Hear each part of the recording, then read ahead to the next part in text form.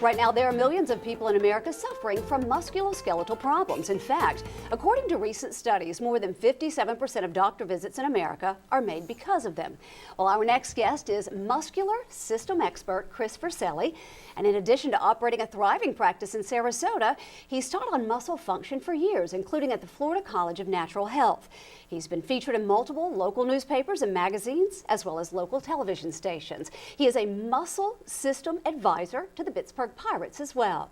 He's also the author of a new book called Improve Muscles, Improve Life.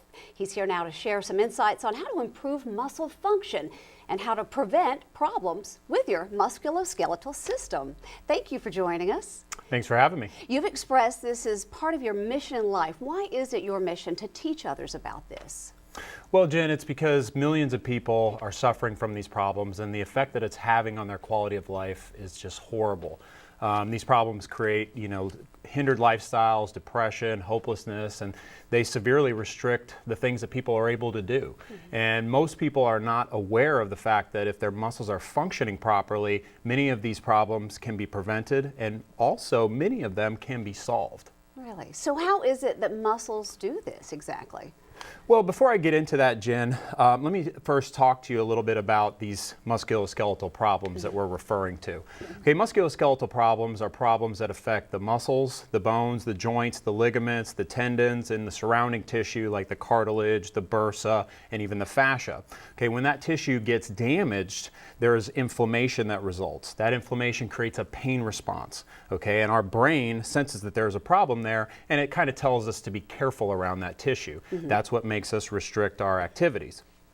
Now, what a lot of people are not aware of is that there's a hidden culprit behind all of these problems, okay? And it's not the three-letter word that most of us blame called age. It's actually something called force, okay? And force is something that most people don't fully understand because we can't see it, but it's there with us all the time, okay? We all live under a constant barrage of force that we call gravity, and then when we try to be active and do different physical activities, we put more forces on our body.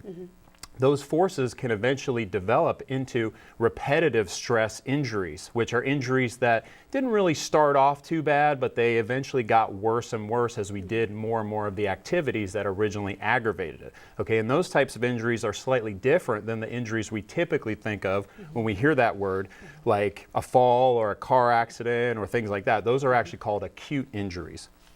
So whenever we have these forces on our body, they create these problems. And this force problem is not just a thing that affects our body, it affects every tissue, okay? Like if I take this piece of paper right here and I put some force into it, I create a damage or an injury to this paper, okay? This is similar to how our body tissues work. So this force problem is really at the root of all of these types of injuries.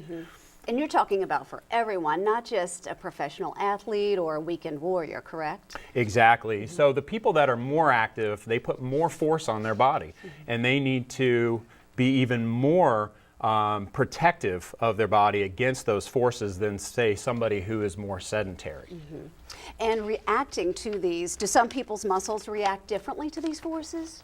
Yeah, so here's the muscle system's role in all this, right? And this is kind of an easy way for the viewers at home and for you to kind of understand this, right? So you can put your hand out like this and put the other hand on top of it, okay? And if you push into your hands with all your force, okay, you'll notice something, okay? You'll notice your muscles beginning to contract. Now the muscles have to contract like that because they have to absorb that force that's coming in, okay? And they have to resist against it. Otherwise that force is just gonna have its way with you and it's gonna create a problem, okay? Now this is what our muscles are having to do constantly, all the time, because like I said, we're always under this field of gravity, which is exerting a force on us. I have to contract my muscles right now to keep from going forward in this chair, right? And that becomes exponentially, it becomes an exponentially more forceful situation when I go to try to be active, okay? So our muscles are constantly having to do this all the time. Now sometimes muscles don't know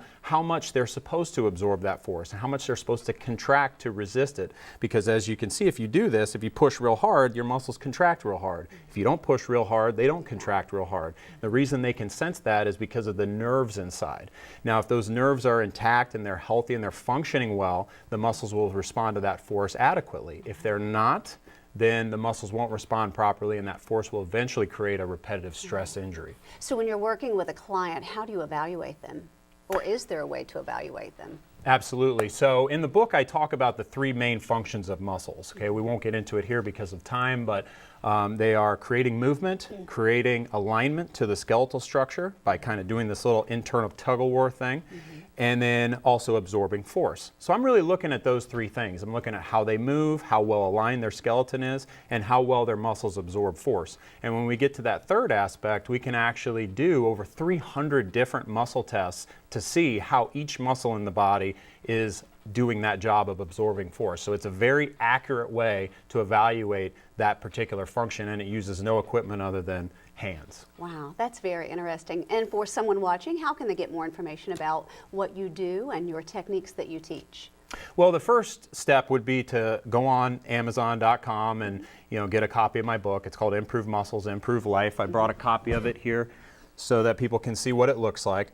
Okay, this book will go in depth into muscle function, way more than we have here, and go into the three main functions which I just described, and then also talk about how a lack of muscle function will actually create a repetitive stress injury like what they may be experiencing. Now, for a limited time, I'm also giving this away as a free electronic download on my website if people want to jump over there and get that. That's at www.nonfictionfitness.com. All right, very good. Chris, thank you for your time and all your expertise about muscles. That's very interesting. Well, stay tuned. There's a whole lot more coming up on Health Matters right after this.